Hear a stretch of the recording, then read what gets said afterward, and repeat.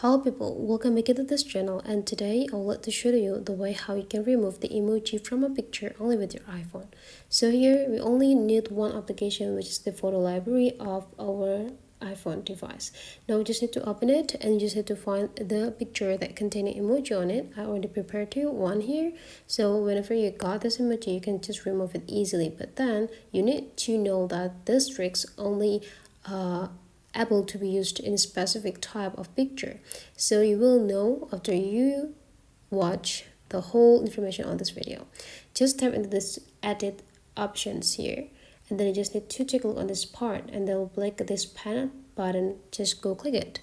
Now you just need to click this plus button here, and then you just need to go click add shapes. And now you just need to pick the type of shapes that you want to use. I'll let you use the circles since the emoji is circles. Now you just need to go click this side to pick the color. Now go click this color picker and drag into the specific area nearest with the emoji, and then you just need to go click X. Now you just need to drag this area into the top of the emoji. Now you can adjusting the size by drag this point into the other part to make it bigger. Whenever you're done, you just need to go click done, and you'll see now the emoji is already gone from this picture. Now you just need to go click done to save it.